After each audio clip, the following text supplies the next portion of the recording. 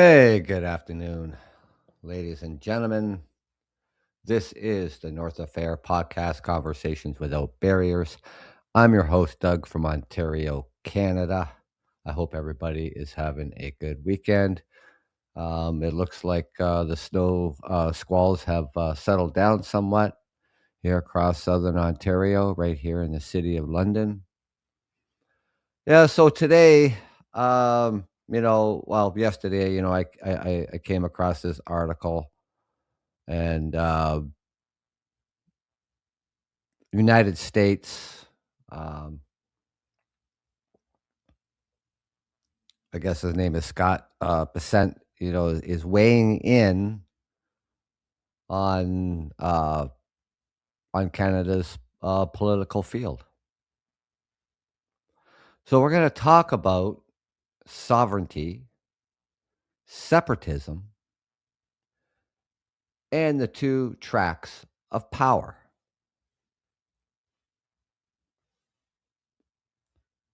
I'm raising a point that confuses a lot of people,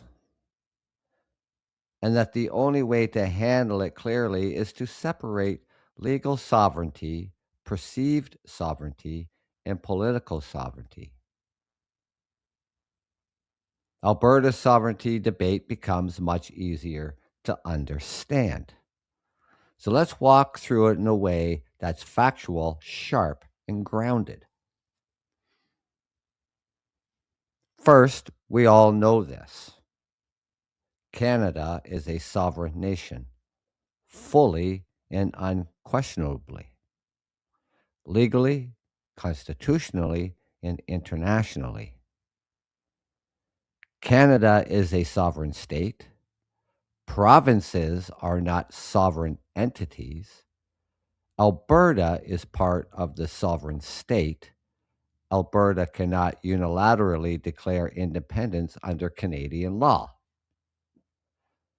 So, yes, Canada is sovereign. That part is not in dispute. But that's not what Alberta separatists are talking about. Alberta separatists aren't arguing that Canada isn't sovereign.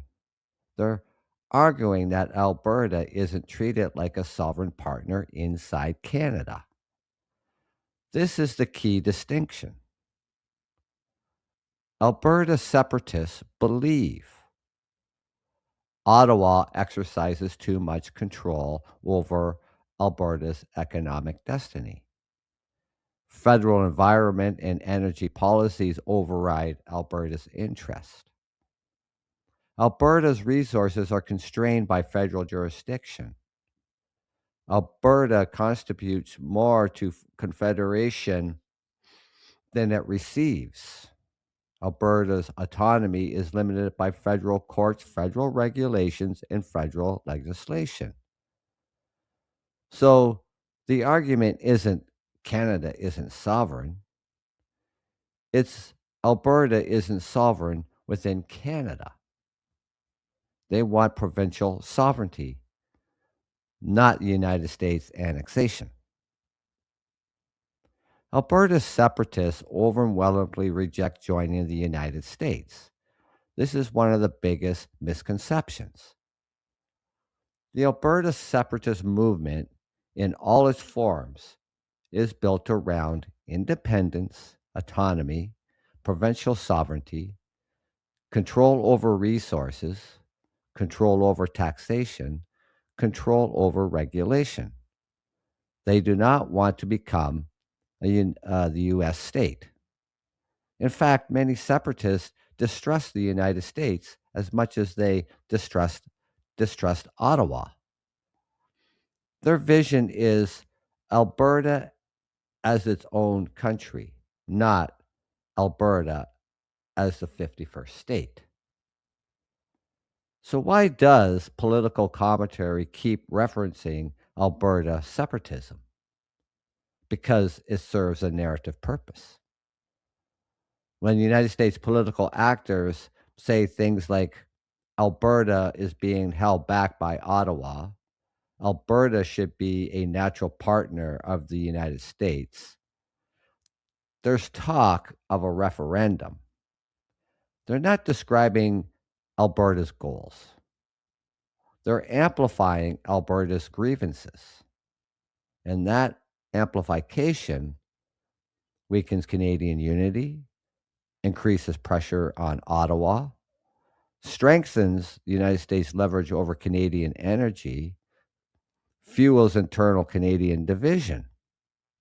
It's not about Alberta joining the United States. It's about Alberta being frustrated with Canada. The frustration begins or benefits. So this frustration benefits certain United States interests. The core truth here is, you know, Alberta separatists aren't trying to join the United States. They're trying to assert sovereignty from Ottawa. Canada is a sovereign nation. But separatists argue Alberta isn't treated like a sovereign partner inside it.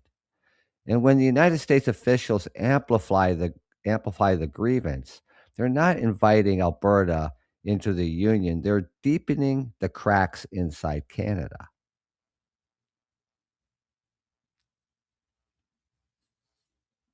Now, in this segment that weaves together everything we've been building,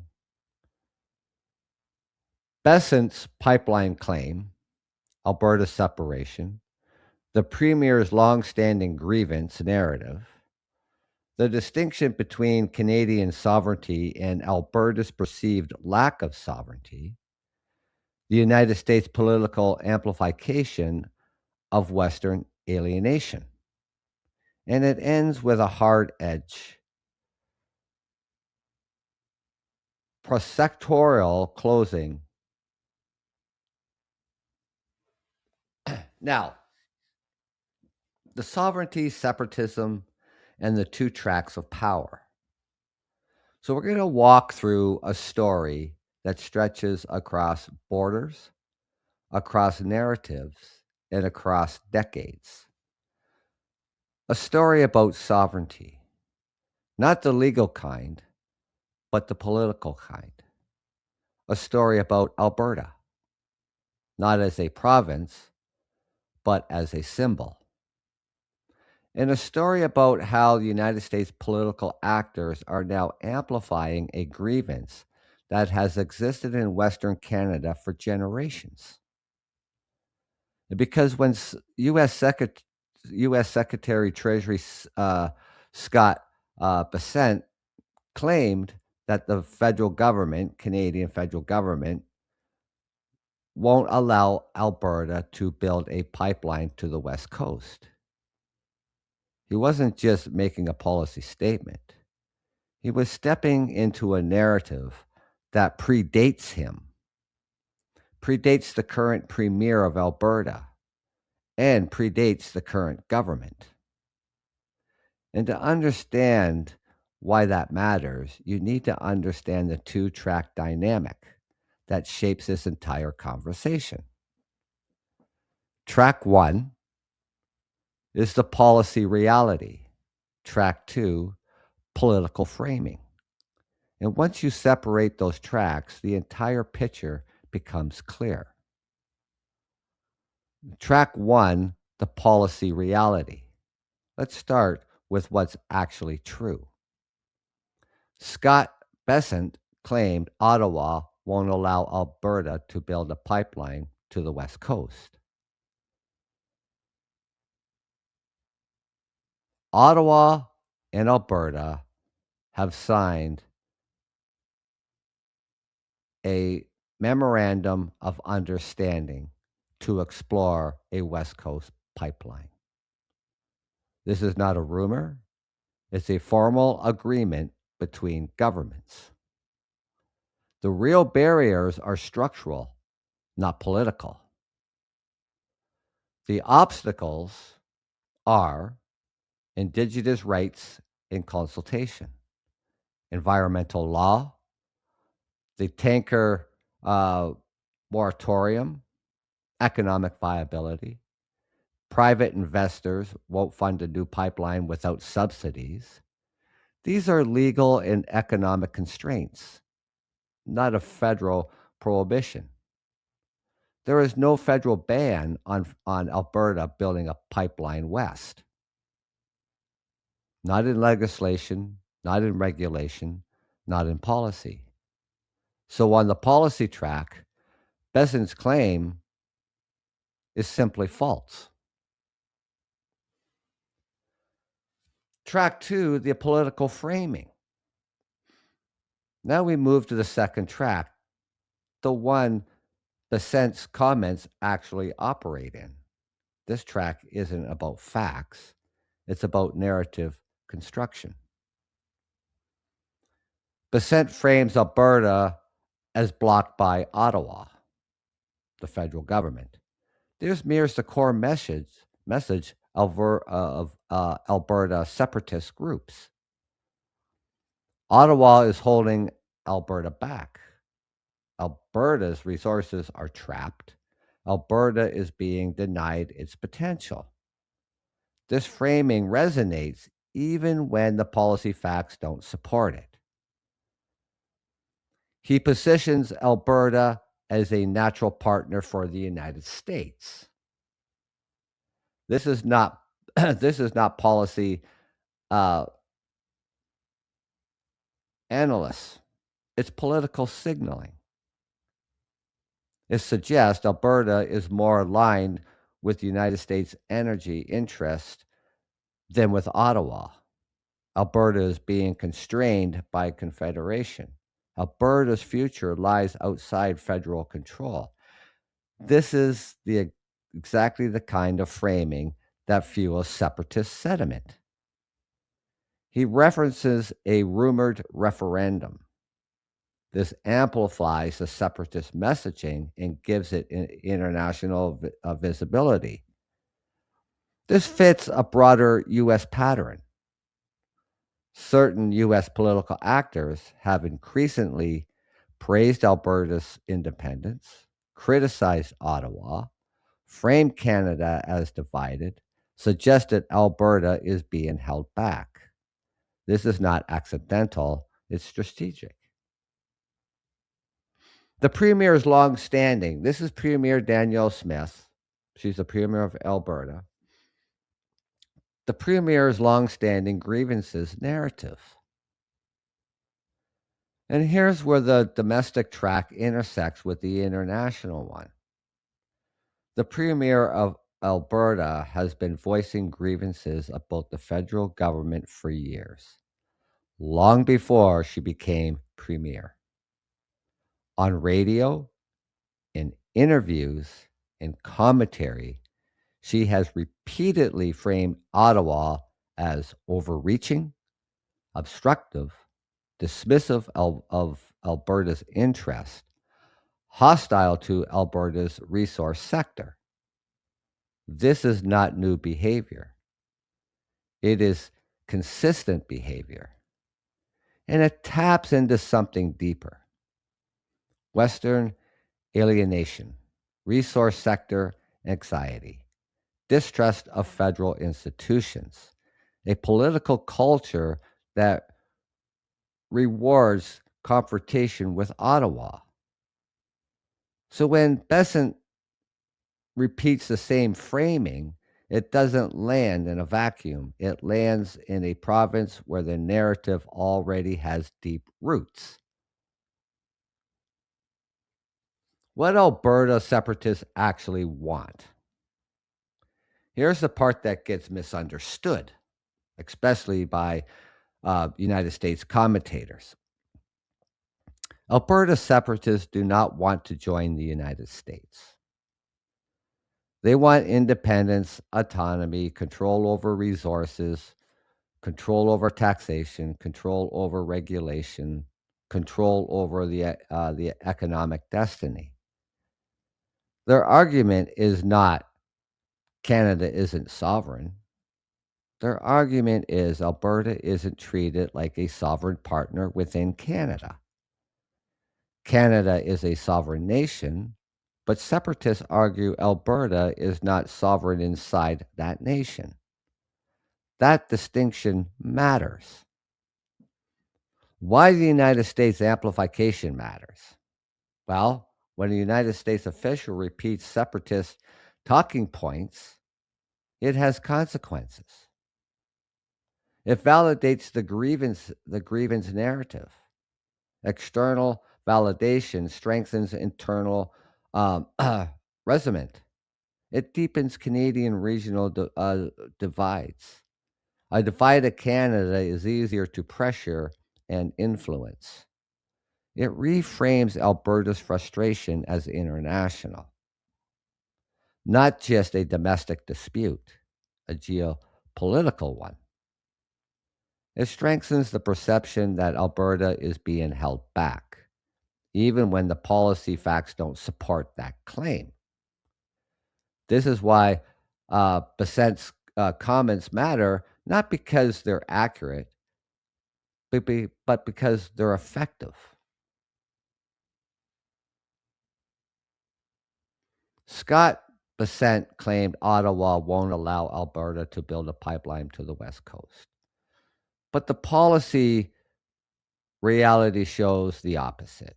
Ottawa and Alberta have signed an agreement to explore exactly that. The barriers are legal, environmental, and economic, not political. So why make the claim? Because it doesn't operate in the policy lane, it operates in the framing lane. It frames Alberta as blocked, it frames Ottawa as the blocker, it frames Alberta as a natural partner for the United States, and it frames separatism as a reasonable response. This isn't policy analysis. This is narrative engineering. And when that narrative is repeated by a United States official, it doesn't just echo, it amplifies. It feeds the very sentiment it claims to describe. It strengthens the grievance, it widens the divide, and it turns a domestic frustration into an international talking point. Canada is a sovereign nation, but separatists argue Alberta isn't treated like a sovereign partner inside it. And when foreign actors amplify that grievance, they're not inviting Alberta into the union, they're deepening the cracks inside Canada. This is the pattern, this is the consequence, and this is part no amount of framing can obscure. Now, it's not the first time here in Canada where we have a province like Alberta who has grievances with the federal government in Ottawa. Quebec, separatist referendum that didn't go through. Quebec remains a part of Canada. And just like others, petitions were going around Alberta for a vote. Should Alberta remain part of Canada? Signatures was well over 400,000 for Alberta to remain part of Canada. There's a petition for signatures going around. Should Alberta stay part of Canada? Now, they need something like 145,000 signatures, whether they're going to reach that many or not, because this is only, a few hundred people in this separatist group in Alberta. Now,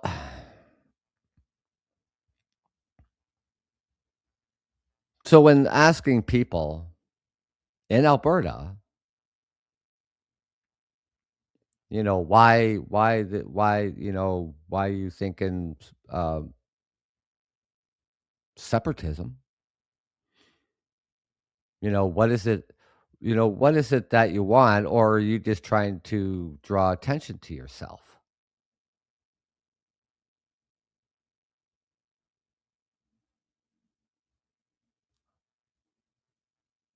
Because I look at it this way: I'm Canadian. Everybody across Canada, from coast to coast, are Canadians.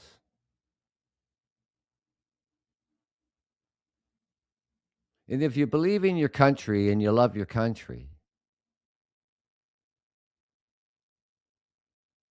you would rather sit at a table and discuss the grievances and then just holler separation. That's what a true Canadian would do. But the premier of Alberta, she amplifies things all the time. She was happier than pig and shit when the Prime Minister Mark Carney and herself signed a memorandum of understanding about this Western pipeline.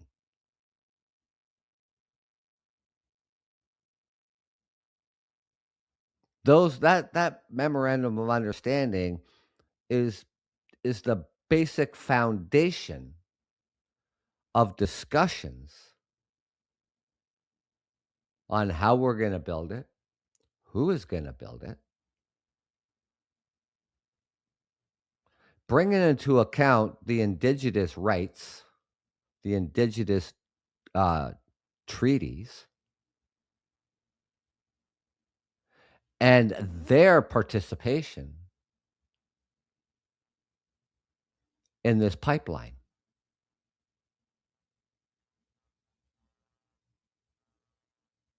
because they have a say in the matter. And just like anything else across Canada, in every single province across Canada, the indigenous rights, the indigenous treaties.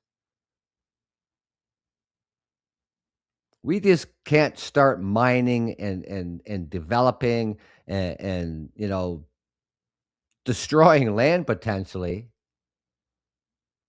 on indigenous lands.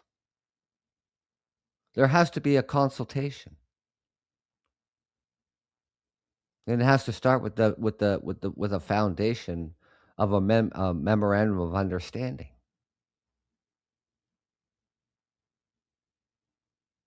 Just because we have another separatist movement, it doesn't mean they're going to vacate Canada.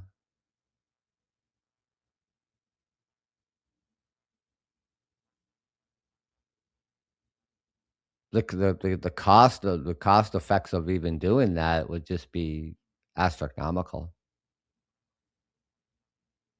I mean, they're basically gonna have to, act like a separate country, have their own banking system, have their own institutions, have their own health care, have their own money, have their own constitution. I mean, separatists don't even take any of that into account.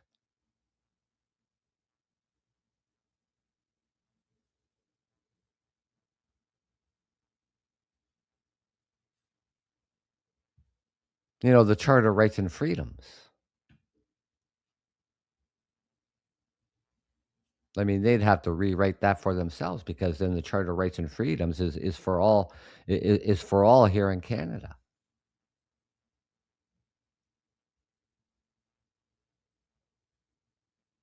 It's noise. It's a lot of noise. And we seem to hear about it, every other day in the news. And all I just sit back and scratch my head and thinking, well, what the hell? The premier of Alberta, like I said, she's always had grievances with the federal government in Ottawa, whether it's this government now, which precedes the other one, Trudeau.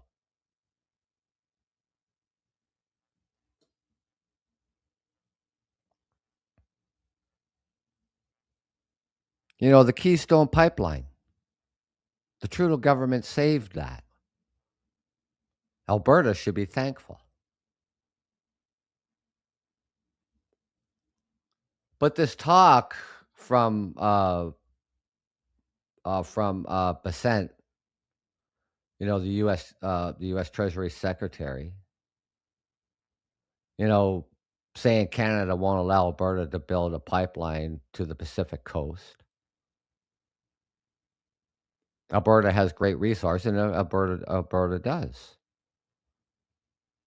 and claiming that it's a natural partner for the United States.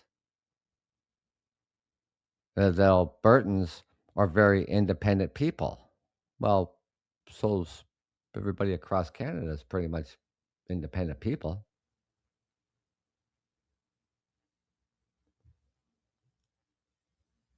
Now, like I said, the way this, with the premier of Alberta, way, way, way, way, way back, even before she decided to become premier or run for premier of a province, on her radio talk shows.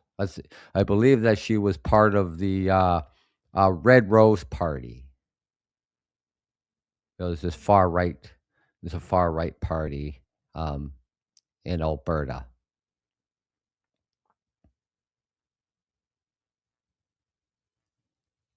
Long time ago. And she's always had, this grievance with Ottawa. It didn't matter who the prime minister was, what government. It was the Liberal Party running the country, the Conservative Party running the country. It didn't matter.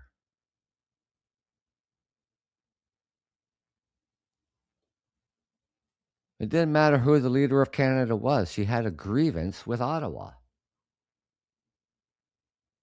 And she brought those grievances into her political spectrum.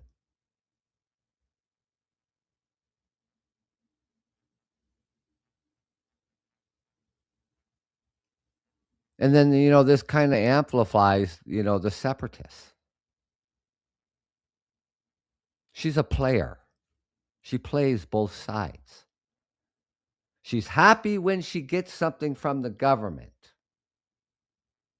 When she's not happy, then she plays the other cards.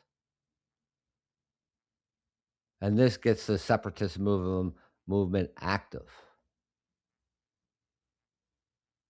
And then when she says she's happy about something with the government, she gets booed off the stage. Because that's not what the separatist wants.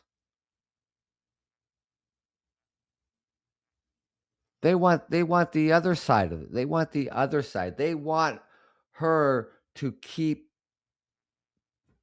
having grievances with the Canadian government.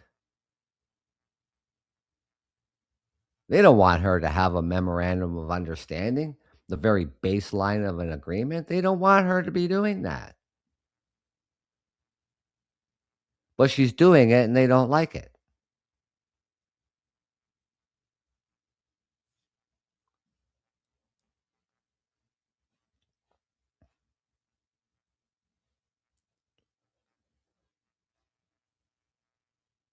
So, it's like, first of all, for even some, the United States uh weighing in on Canada's business, and you don't even know what the hell you're talking about,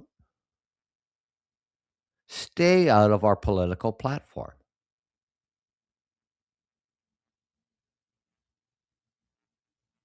He only takes the negative and only talks about the negative.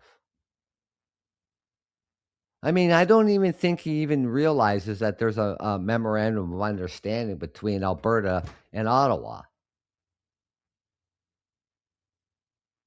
I don't even think he even knows that exists. I don't even think he even knows what a memorandum of understanding is.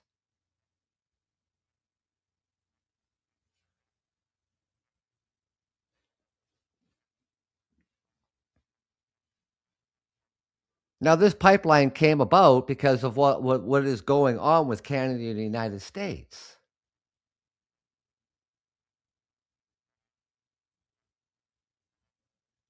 With the tariffs, with once again Trump amplifying, and the very first time he said this, and we'll get to that in a very second,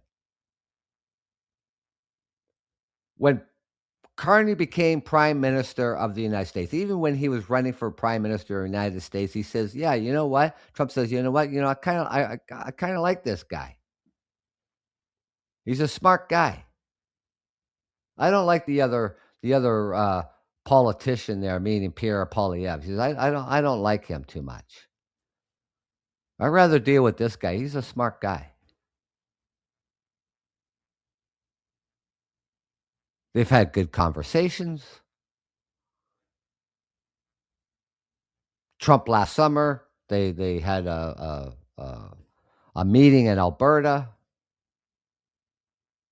Prime Minister Carney went to Ottawa, or went to Washington D.C., to the White House,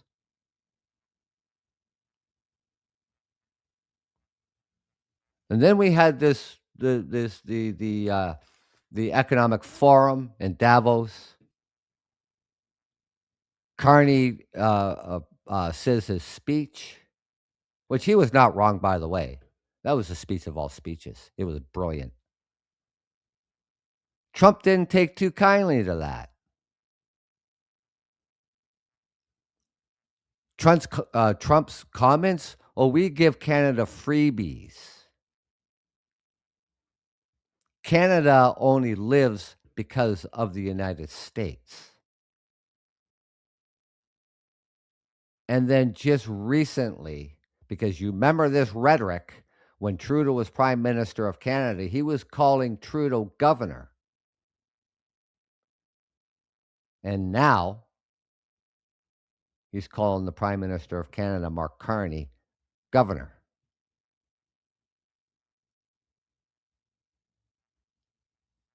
Something to do, he's upset because Trump thinks we're making a free trade agreement with China.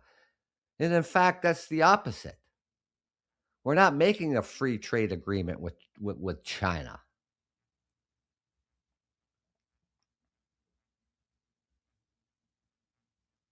We lessened tariffs,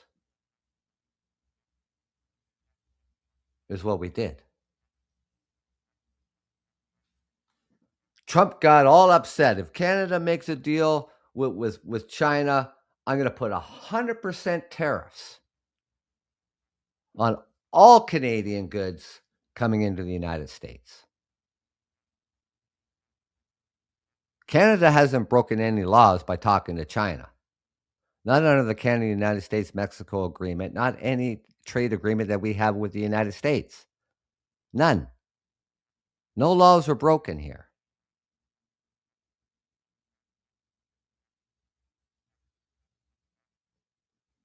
This is Trump going off the rocker once again. Now imagine for a second. Trump imposes 100% tariffs on all Canadian goods going into the United States. Well, it's going to affect both countries. I mean, the tariffs as they are right now are affecting both countries with high prices, inflation. And we're still waiting on the Supreme Court of the United States to rule on the tariffs under IEPA. Somehow Canada's goods and steel, aluminum, and lumber, and oil, and cars are a national threat to the United States security. How the fuck does that work? We've been trading with the United States for decades. An auto pact that took 60 years to build. And Donald Trump wants to upheave that with a stroke of a pen. Ford, Stellantis, General Motors are pushing back.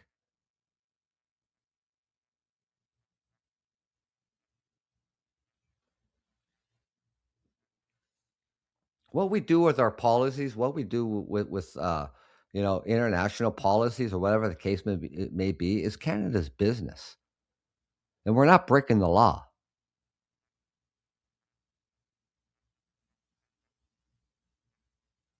Then we got Lutnick's um, rhetoric as well. This is after the speech. You know, calling, the prime minister a whiner. If you had a chance to listen to that speech, and other countries, the European nations, every except any country, so all the countries who have democracies had nothing but good things to say about that speech.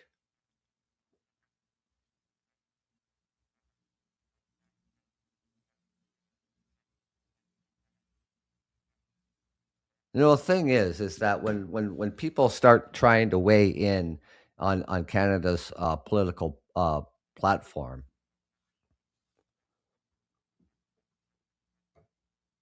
and you don't know what you're talking about.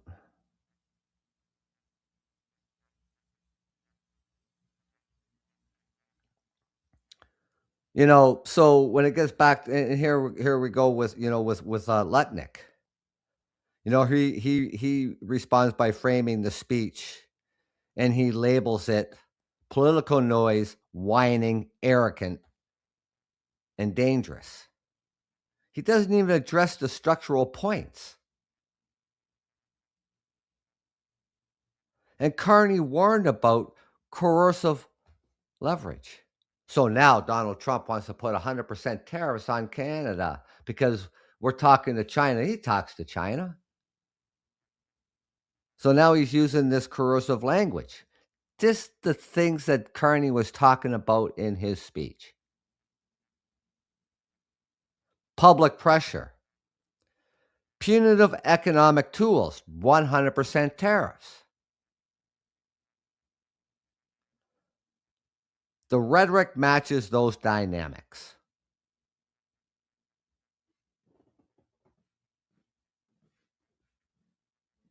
So let's be clear too on this. The 100% tariffs isn't just about Canada's sectorial talks with China. Sectorial talks, not a free trade agreement.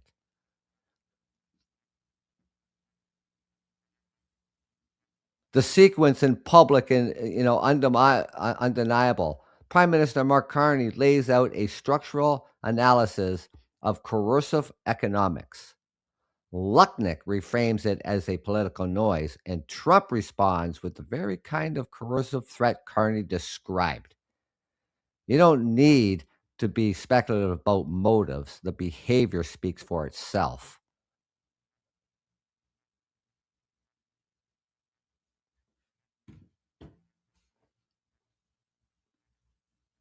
I don't even think Trump even knows what sectorial talks are. I don't even think he even knows what that is. Sectorial means certain sections. China put something like 85% or 90% tariffs on soya beans from not Alberta, but from um, Manitoba. But the Trudeau's government, when he was prime minister, he put 100% tariffs on EVs from China. And before he did that, they were around 6%. And before China put, like 90% tariffs on the soybeans, they were around 15%. So what Carney did was just set it back to what it was. It's not a free trade agreement.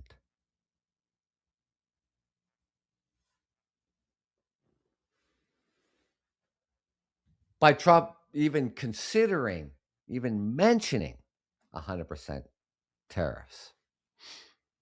First and foremost, it'd be breaking trade laws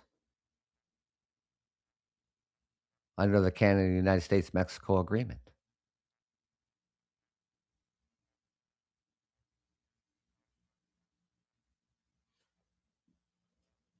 And we're not breaking any laws. But this is just the pathetical man child that Trump really is. It's pathetic. He's a pathetic man child.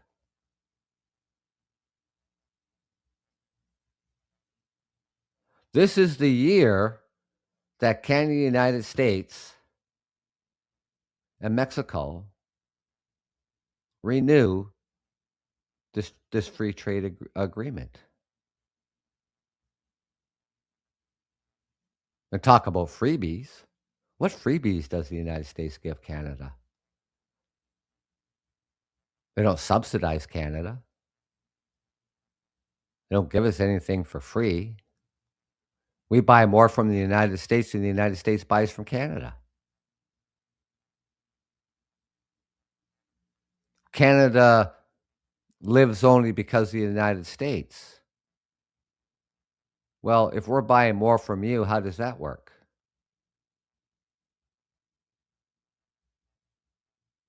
You don't buy everything. You buy our oil, you buy our energy, you buy our potash for your farmers. We trade back and forth throughout the auto sector, manufacturing on both sides of the border. You buy our steel, you buy our aluminum.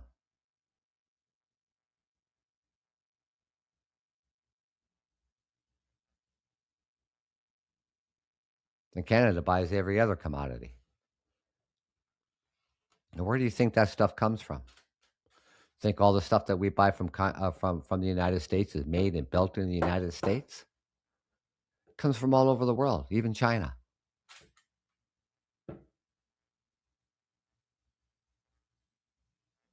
Trump thinks Canada is going to become a dumping ground for China. He's absolutely sadly mistaken.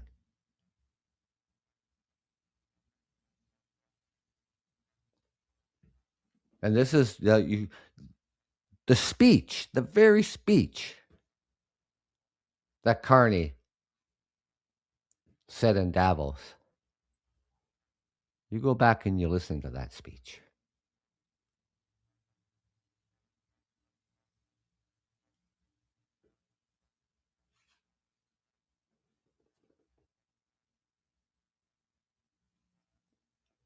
Corrosive, maximum, public, punitive. Everything. Trump's terrorist threat reinforces the leverage model. Everything Mark Carney was talking about in that speech in Davos.